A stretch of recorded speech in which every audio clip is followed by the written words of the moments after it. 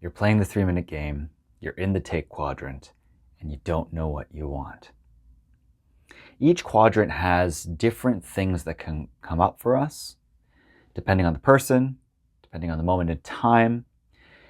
And this is where the nuance of the game starts to come in. So I'm in take. We set the timer. I start tuning in. How do I want to take pleasure in touching your body? For me,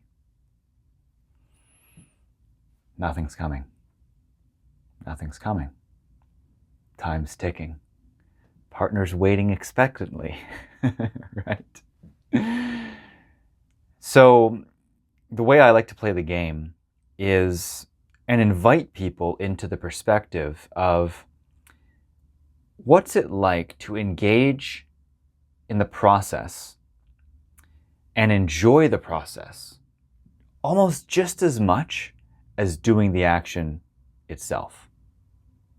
So in other words, enjoy the feeling of connection that comes, to enjoy the negotiation process that happens, and to not really be attached or have any expectation to driving towards any result or outcome.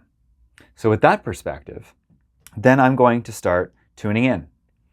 What do I want in relation to you? I have this beautiful being in front of me, whether it be your partner or someone else that you're playing with, could be a friend or someone you just met in dating. And you're not sure what you want. Maybe you have a sense of what you want, but you're not sure if it'll be okay. For the apparent absence of desire, the most important part is letting the timer run, staying curious, letting your partner just be still. They don't need to make any suggestions. Partner, give them space. Just completely give them space. We could go through 3 minutes and not discover any desire. Now, what I found for me, and this is different for everyone, is how desire shows up for them is going to be different, and how you can tune into it could be different. For me, I get these like mental images of a position that I'd want to be in with this person. I usually let my hands guide me. So how you ask the question is also going to be really important, because certain questions will bring online different parts of your body or elicit different responses. So play around with different questions if you're having trouble tuning into your desire, which is the question in itself, right? What do I want in relation with this person? How does my body want to interact with their body for my pleasure? What parts of me might want to be in contact with this other person for my pleasure? What do my hands want to do? If my hands were to get to do anything with their body, if I could just take delight in touching this person, how might my hands want to move? With what intention might my hands want to move to take in pleasure?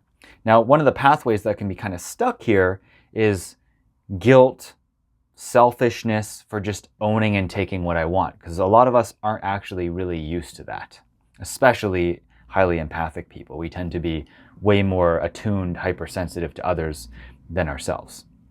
So if I knew my partner would be an enthusiastic yes to whatever I wanted, what might that be? So we're asking even hypothetically. And then sometimes we have to just try some things, right? So I'd say, maybe it could be this. I'm not really sure until I have the experience, right? So then I'm asking, would you be willing to let me try touching you in this way? Negotiate. See if that's okay. And then we just try many different things within that time period. Now, within that 3 minutes, because 3 minutes goes by fast, I might not discover anything that was like ooh, that was good. And maybe that's not the point for you. Maybe it's not aiming for the 10. Maybe it's just like any connection to my desire, to pleasure, to feeling good through contact with this other person for me will be a step of progress, right? What other fears might be blocking me from connecting to what I actually want? Because remember, if this isn't about doing the thing, then I can also say very explicit, direct, things they'll probably say no to. And that could be a really great practice as well, right? Would you be willing to let me mate with you right now? Right? And it's like, okay, well, we think we're going to get a no to that. But that just opens up the negotiation, right? Because if how you want to touch them, you know they're already a no to, you could still practicing owning your desire, expressing your desire, and then just set the context for it's okay that they're going to say no, or it's okay that we're going to open up some form of negotiation, right?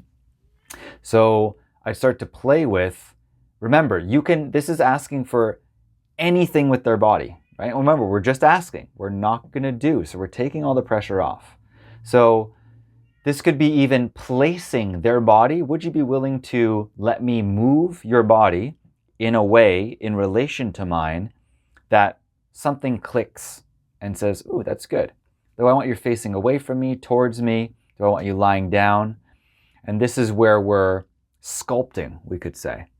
We're sculpting their body into a shape or place in space-time reality in relation to ours that for some reason just feels. And this is where we start to really get out of our head and into our sensory experience, because I've ended up in these weird, different relational dynamics where I'm like, no logical part of me could have done that, right? Could have guided me there. There's no real making sense of it. That's just a sense in my body.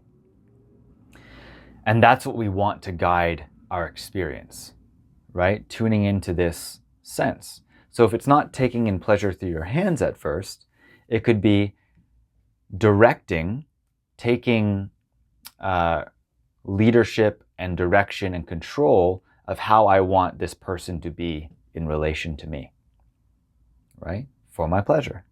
And maybe that's not just touch-based pleasure, that's a sense pleasure, right? So there's all these different ways that we can learn to get something out of each role, right? And part of the edge of the take quadrant is being in full power, right? And this other person, if they're in consent, is going to allow you to direct, to be in control, to be in your power. And that is a gift that just elicits a gratitude at the end, right? And in the end of take, we say, thank you. Thank you for giving me the gift of access to your body. And the other person, even if they got pleasure from it, ends the experience by saying, you're welcome, to acknowledge that they gave the gift, even if they receive pleasure from it. Because oftentimes we say, thank you, because we both feel thankful that we shared the experience, and that's great. But it's nice to also acknowledge the exchange of the gift. What's important is that that person who's allowing, or has the potential to allow if they consent, you could play where they give you some suggestions, right? You could try taking me in this way. It's important that they stay in the dynamic of the for you.